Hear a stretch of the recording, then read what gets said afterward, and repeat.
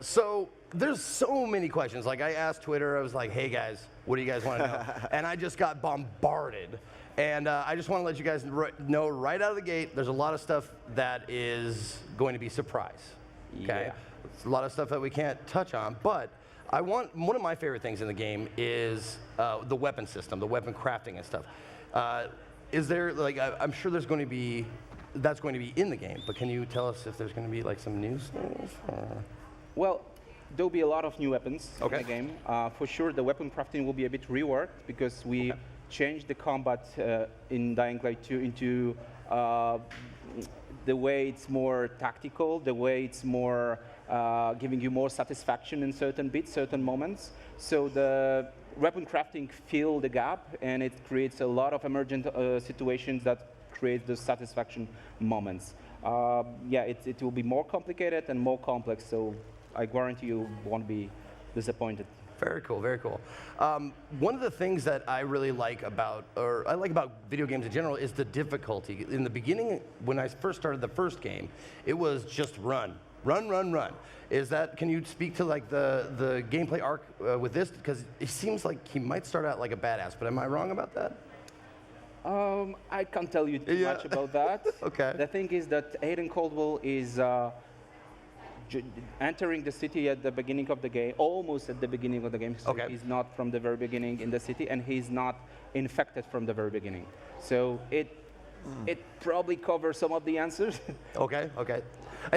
Like I said, totally fine if you can't say stuff, but I have to ask these questions. Yeah. The hard-hitting, journalistic questions. Co-op, question mark?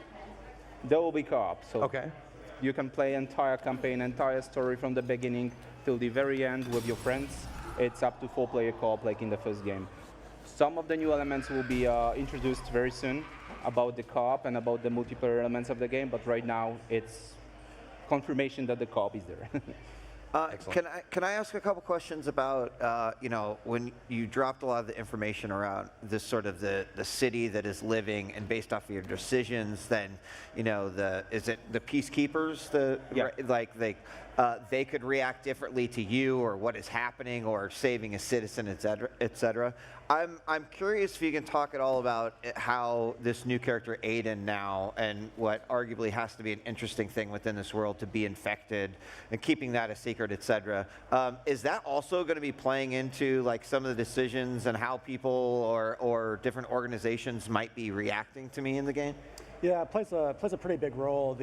One of the big pushes with Dying Light 2 was to sort of like really focus on choice and consequences. And like, working on like RPG games in the past, it's really easy to do that with like human interactions. Right, right. But what's really impressed me about Dying Light 2 is the sheer amount of environmental reactivity that may occur as a result of your actions in the game. And really, when I saw the first few examples of it, I'm like, Adrian, you gotta be freaking kidding me. He's like, no, wait, watch this. It's really empowering for a player. Yeah, I mean, that is exciting overall too, because it means that when Zeke plays and I play and we start talking about it, it's like, well, no, wait a second, that didn't happen. It's like, well, I made these decisions, and to me as a player, that is also interesting because I tend to be a good player on the side of like maybe chaotic good, but more good. And when you get put up with those even more difficult decisions and you don't know what effect that will have, like on the ripples on the world, that's super exciting to. Yeah, one of the big goals is actually how the players sort of like discuss their experiences and how their gameplay has been different in each playthrough, and then share it online and talk with each other and share their experiences. That was also a big part of it. Yeah. And when you talk, like you actually mentioned each playthrough, can you talk about like the replayability factor? Yeah, you can finish the game without seeing 50% of the content even. So really, when you play again, speedrunners, are you listening? That's a challenge. So the cool thing is like when you're playing again, you know the consequences based on your previous choices. So now you can turn left, turn right, and play it differently, and the world will look different. So it's a super exciting motivation for playing this game again, especially if this is the action game, and a lot of choices have the tremendous influence into the game world. So the scale of the consequences is super high. Sometimes it's really like like from movies, like disaster movies with 2012 or something like that. Like apocalyptic I like this. choices. I like the sound so of if this. you play it differently, you're gonna see different things. So it's very much connected with Dying Light. DNA. Will we as players know the weight as we're making some of these decisions, or? Yeah, actually, the way the choices are framed, it's always fair to the player to let them know what the stakes are.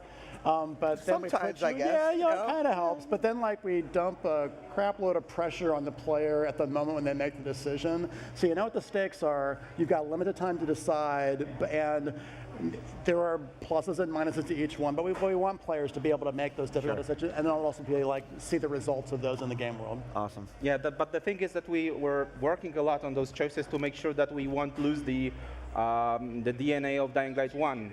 And it's for sure the action game. So this thinking aspect, what to pick, the A or B or C or D, it's not like in strategical game where you really need to think a lot.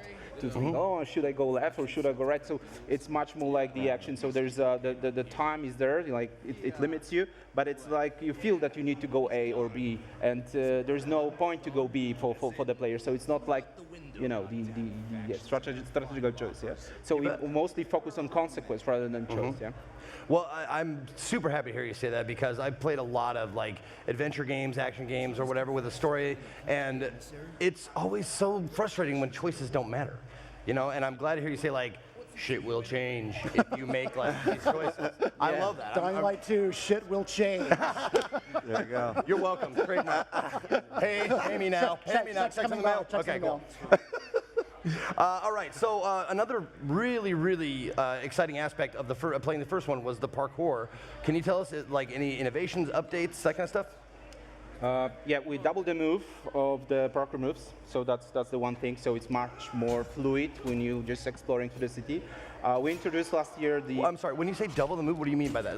The speed animations when you interact with environment. Okay. And we introduced last year something called the parkour puzzles. So there are certain puzzles, where you really need to look at your stamina and measure it, find the road, find the place that you want to rest. I love that. And there's a lot of those kind of things. And in the demo we've created for the show, we also introduced something like improving your avatar. So it's not only about skills that you can unlock for having new moves or be more efficient in moving. You also have some tools. Yeah. So you are upgrading your avatar. You have your tools on your body. You have a new grappling hook, which is really great. You can. That was one of the questions. Ask him about the grappling hook. Yeah, it's not just for moving through the city. It could be used in a combat in any different cases. Yeah. No.